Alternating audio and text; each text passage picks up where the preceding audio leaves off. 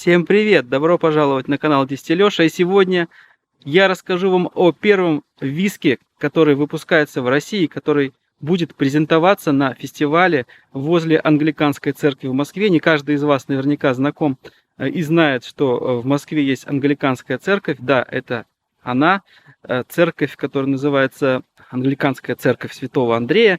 Во дворе этой церкви проходит фестиваль, который называется «Святой Грааль». И на этом фестивале Геннадий Селиванов будет презентовать виски под названием Кемля 6-летний от Кемлянского завода. Кемлянский завод уже 200-летнюю годовщину в 2028 году будет отмечать. 1828 год основания, некий Кротков основал эту винокурню. В 1839 году ее покупает Анна Столыпина, которая являлась тетей того самого Петра Столыпина, государственного деятеля, который был премьер-министром в Российской империи. В 1839 году она покупает у него завод. Также в пресс-релизе компании говорится о том, что завод связан с Михаилом Лермонтовым, Александром Пушкиным. Михаил Лермонтов, мол, писал стихи, посвященные Анне Столыпиной, его тете. Александр Пушкин заезжал по пути в Болдино к ней в имение и угощался водками, хотя купил это на завод в 1839 году, а Пушкин погиб на дуэли в 1837 году. Люблю я такие прикольчики, да, вот. Но, тем не менее, Пушкина сюда за уши притянули. В 2015 году, как мы знаем, вышел новый ГОСТ, точнее первый ГОСТ на дистилляты. Таким образом, у нас в России стало возможно официально производить дистилляты. И в 2016 году Андрей Кабанов воспользовался этой возможностью. В 2016 году начал производить российские виски и также прочие дистилляты. На самовар я делал обзор вместе с ржаными дистиллятами, рассказывал от Саранского ЛВЗ. Посмотрите обязательно сравнение, кто не смотрел. В общем-то, в 2016 году была заложена первая бочка виски при участии губернатора Мордовии, который поставил на бочке роспись. В 2016 году Просковея, как вы знаете, может быть не знаете, уже тогда лила свой 6-летний молот, и был релиз без указания возраста у них. Тем не менее, Саранский Кемлянский завод не согласен с этим, точнее Андрей Кабанов с этим не согласен. Как он утверждает, этот виски производился незаконно, потому что тогда еще не было ГОСТа о зерновых дистиллятах. Андрей Кабанов, как вы, наверное, поняли, это директор Кемлянского завода, который входит в холдинг Мордов Алкопром. В этот же холдинг входит знаменитый Саранский ЛВЗ с их чистыми росами, одной из самых популярных водок в России. Давайте я перестану уже рассказывать о Кемлянском и Кемле. Давайте о ней расскажет Геннадий, потому что именно он будет сегодня представлять этот виски. Пойдемте.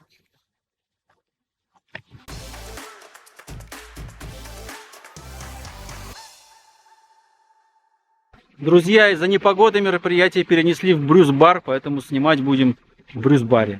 Сегодня у нас первая дегустация отечественного виски. Мы презентуем вот этот релиз. Называется он Кемля, от названия, собственно, винокурни.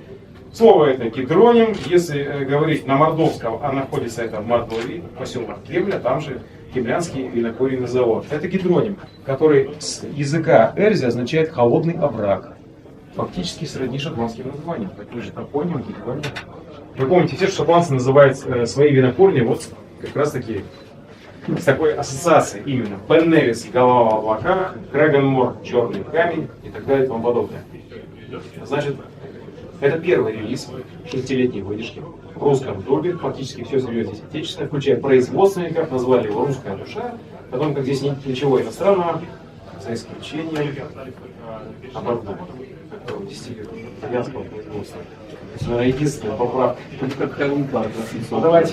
Давайте немного все-таки истории о заводе. От основания 1828, и с того времени он не закрывался даже в советские времена. До 1895 примерно года здесь работали нетоперегонные клубы, производились полугары, хлебные вина, то есть вот те дистилляты, которые у нас были традиционные. Далее, после введения закона, в тот момент, когда еще в конце Российской империи была установлена колонна повсюду, регистрационная, мы стали получать дистиллят высокой степени чистки, так родилась современная, собственно, водка, можно сказать. Да? Монополия государственная, да, закрыла фактически всю дистилляцию через медь и вот производство всех этих старинных традиционных напитков. Стала появляться и выдавливать вот эта водка, так называемая, которую мы с вами сегодня имеем. Без вкуса, без запаха, ну там есть какие-то делаются тонкости, как утверждают технологи, которые дегустируют ее, технологию водки.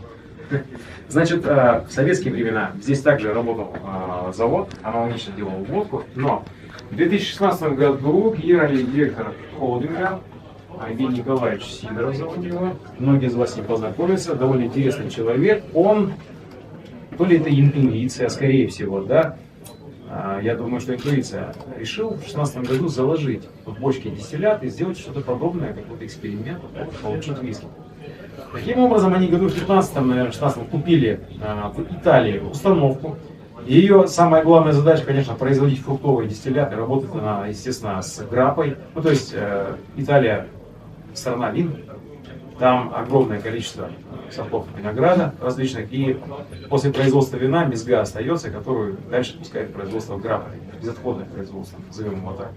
И вот этот самый аппарат, состоящий из куба в виде ПВК с расширяющимся медным шлемом и медной колонной, небольшой, относительно метанольной, да, дает дистиллят превосходной степени очистки 80%, который отличается, скажем так, от шотландского производства, но где-то по-своему хорош.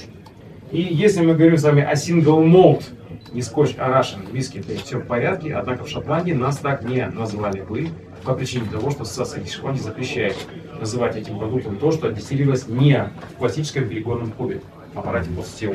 Здесь у нас другая установка, которую, кстати, активно используют во всем мире. И американцы, и сегодня валлийцы, и даже сами шотландцы начинают это использовать в производстве грейда. 4 саладиновых бокса находятся внутри. То есть с саладиновыми боксами сегодня мало кто может похвалиться и похвастать. Это оборудование запущено в 1890-х годах позапрошлого века французом-инженером. И вот в Шотландии, например, одна лишь винокурня, собственно, одна из моих первых винокурен, которую я посетил в 2006 году, там Дью. Вот там саладильня оснащена саладиновыми боксами. Аналогичные стоят на Кемле здесь. Можно будет это посмотреть, зеленый солод, прям, как это все делается. Очень интересно, классно. Значит, далее. Ферментационные чаны из нержавеющей стали используются там. Заторный чан такой же примерно, но он комбинированный. Дело в том, что если о заторном чане говорить, его работа, он более универсальный. Он подходит как под производство ректификата, то есть там производство водки в первую очередь на этом заводе было все время, также и под производство дистиллята. Единственное, что лишь часть сусла можно брать сверху, если имеется в виду фильтровать. Основная масса его сбраживается вместе с мукой, на которую перемалывают мельницы солода.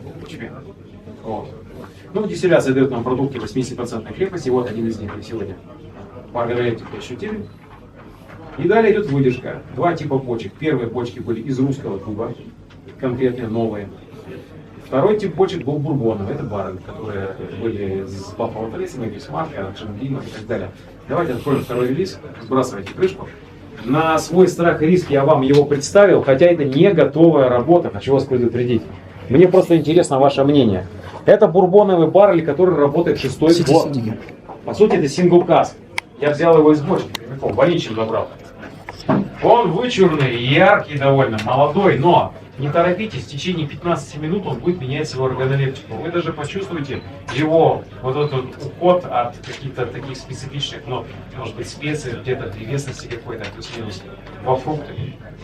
Это чистый белый американский дух в работе. Вот как себя ведет дистиллят в такой бочке. Анализируйте. Конечно, разница будет глобальная с первым образцом. Первый, на мой взгляд. Ну, во-первых, первый образец это самый честный виски вообще по своей сути для фаната. Потому как здесь никаких хитростей нет, никаких финишей в вине, в хересе, в мадере, в порто и так далее и тому подобное. Это чистый дистиллят из ячменного солода, который выдержали в дубе. Причем в дубе в русском, в южно-русском дубе. А бочки делал сильнейший бонды из собственной страны. Это сильнейшая бандарня. Степень обжига какая? Средняя. Там М2+ у них идет. Он не делает сильного обжига, до угля он не может обжигать, не получается. И он противник опаливания дуба, то есть он старается с ним работать деликатно. Так, по-отцовски Ну, есть относится. открытый в огнем, да? Нет, у них два типа. как открытый, так и инфракрасная установка. Это они купили. Да, уже год-два, наверное, работает. Но это, да, это огнем непосредственно. Они вот водки используют одни из немногих солод из проса. Вот. Да, используют не только... Можно налить просто рукой хозяина. Конечно, я же думал, налил. Они и спирту используют. Дикую пшеницу. Да. Нет, это просто мой стакан, А здесь они не экспериментируют с таким. Люмейн хотите попробовать? Да, только бокальчиков. Хитрые какие. Либо сейчас мы Костя попросим, он чистый даст. Вот тот такой же у них, который... У меня мытый наливали? стакан. Ну тогда наливай. Или все-таки, наверное, есть разница? Еще Тот, раз. который до этого наливали. Кстати, очень. Разница гигантская, колоссальная. Между Этим дистиллятом и тот, что работал. Вот этот дистиллят, который превратился сейчас в виски, он более горяжистый, Да, такой прям прямо органолитичный, мощный. А этот нежный. Да, очень Мы в такой старый, такой отлично. Вот это прям ирландский стиль идем. Ну, бомба. псевдоирландский, конечно. Все мы знаем, Они его что... тоже будут наливать, да, вот это?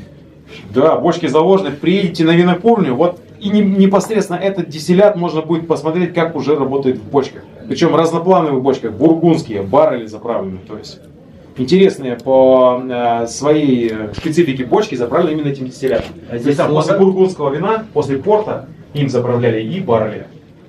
После бурбона. Вот именно этим дистиллятом. То есть в русский дуб он не отправлялся. Значит, далее. Штаммы дрожжей разные, разноплановые. Вплоть до того, что даже дрожжи, грубо говоря, игристый клин используются. Здесь частично добавляется. Вот непосредственно здесь один штамм дрожжей. Тот французский штамм, который делает сидр.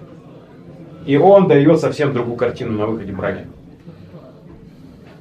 Брожение, соответственно, уже увеличивается, от 3 суток уходит к 5 суткам. Вот. Ну и плюс там, как мы говорили, собственно, может быть там где-то чуть потери из-за того, что до конца не довыбраживали. Плюс-минус. Я думаю, что там. Ну и эту четверку завершит у нас с вами хересный релиз. Причем это смесь двух типов хереса, две бочки. PX и Алароса. То есть буквально с двух бочек вот так взяли, плюхнули вместе. Чтобы вы понимали сразу, второй, третий, четвертый релизы, я просто вас с ними знакомлю. Все это еще идущая далее работа в бочках. Это не готовые релизы. А из-под Модера еще раз, 3 года, то есть был вот в русском дубе? Да, 3 года в нашем дубе и 3 года в Модере, соответственно. Мне кажется, вам еще постоит, придется его редуцировать. Так наберет. Ну, это безусловно, но я же должен был тебе показать, собственно, прогресс развития виски, правильно? Что происходит в бочке, чтобы ты примерно мог понимать. Это ближе всего, мне кажется, Алароса? классик. Классики. Мне он тоже... А, Ну, Модера? Смотрите, опять же, мы с вами не сравниваем больше его с Алароса. шотландским сейчас. Не сравниваем. Крепость виски будет довольно высокая, то есть она будет в районе 50, не ниже 48. Я не хочу делать холодной фильтрации. То есть это будет не на массового потребителя. Нет, мы не можем дать на массу потребителя. У нас будет максимум выпускаться Это не сделаем. 2000 бутылок за 3 месяца. Это ближайшие 3 года. То есть это, конечно, виски для любителей. Ценник Для какой, гурманов. к примеру. Дешевый. Не дешево. Себестоимость у него Ну, чудовищная. сколько? Ну, в районе 7-10 тысяч рублей примерно. Слушай, Ну, то есть- если смотрим с вами на Шотландию, вы видите, что происходит? Геннадий, то есть, Лесов отдохни. то есть на полку он не встанет, правильно? Он станет на полку бутиков. В Russian ограниченном Oak. количестве. Russian Oak, Да. и Нет, только он, да? По осени мы поставим на полку 5 релизов. Мгм. Это будет портовый финиш, это будет хересный финиш, полугодовые финиши после русского дуба. Это будет Russian Oak. Значит, далее будет мадейровый релиз пониженной крепости. И будет еще один интересный такой релиз. Эта довыдержка будет в бочках из мореного дуба. Мордовского причем. Из Суры достали дуб возрастом 2500 лет. Делали даже анализ, отправляли. Хроматограф показал. И вот эти бочки, с ними просто столько было проблем, чтобы это все сделать. Не пилится. Очень, очень такая сложная история. Бондари за это взялись, и то есть это целая история отдельная, про которую можно рассказывать. И вот этот дуб показал довольно интересные результаты в коротком финише, но лишь в коротком финише. Он Мореный. делает виски, вот, скажем так, берем мы с вами первый образец, который не похож на Шотландию, как я говорю, да? У него своя специфика. Финишировав его в мореном дубе, в тех бочках, которые мы имеем, посыл к островной Шотландии появляется сразу же. Йод, водоросли, соль морская. Вот все эти моменты появляются сразу же. Очень интересно, ну мы попробуем. Ну ты-то со мной поедешь вообще.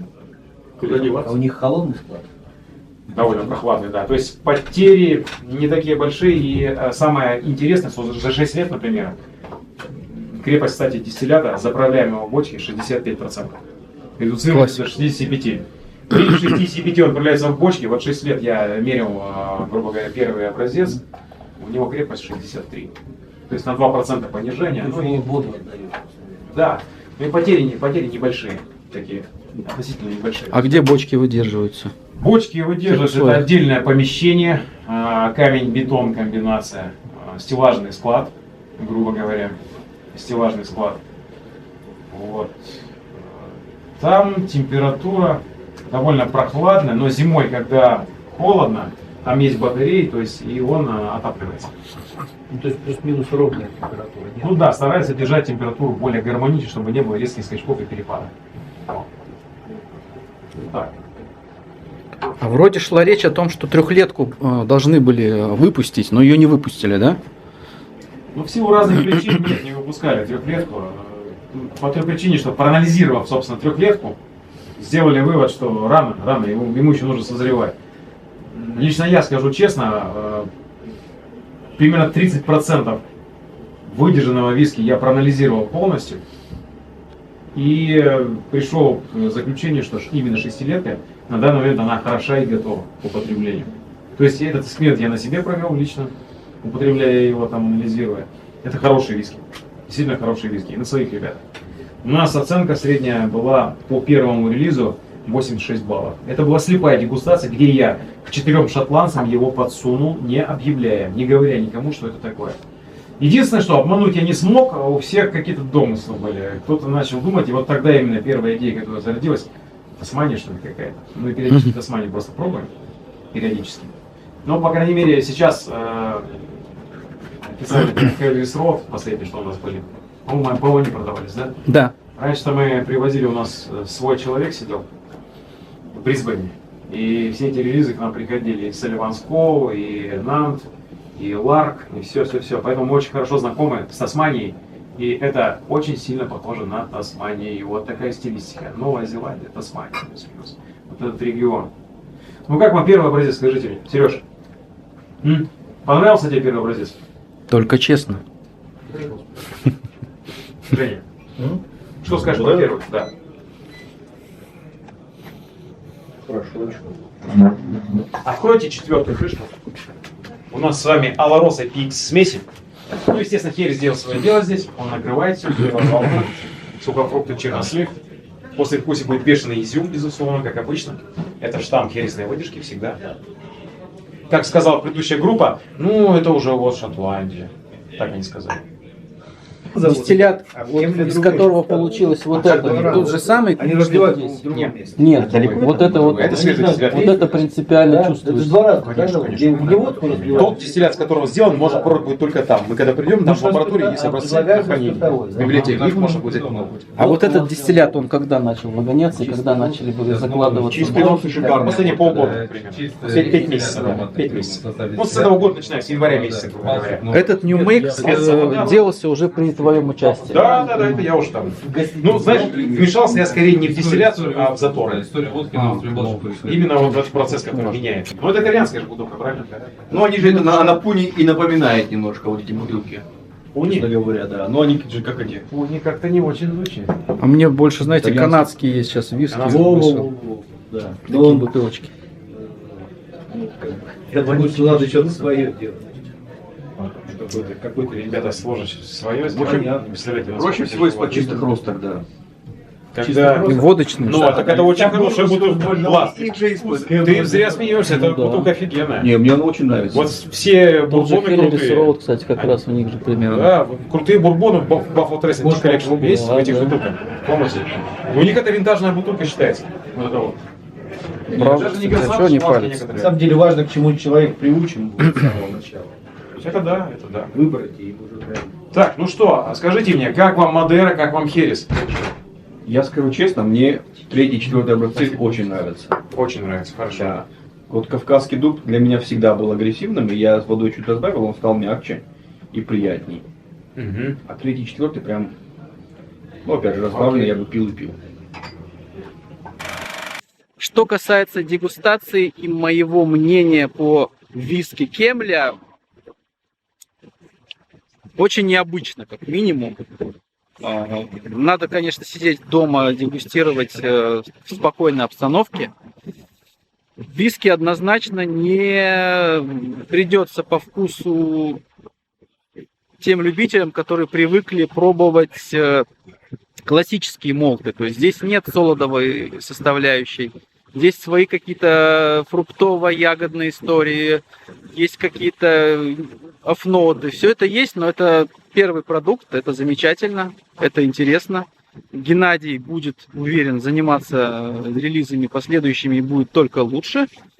Мне понравилось из 4 этих образцов Олороса, хотя многим другим группам до нас и после нас нравилась больше всего Мадейра. Лично мне понравилась Олороса, она здесь как-то хорошо загладила и выправила те недостатки, которые, возможно, как раз-таки проявлялись в бочках Russian Cask и Бурбон. Итак, не пейте, если пьете, то пейте только правильными глотками и заглядывайте в наш магазин Drum of Spirit. Пока!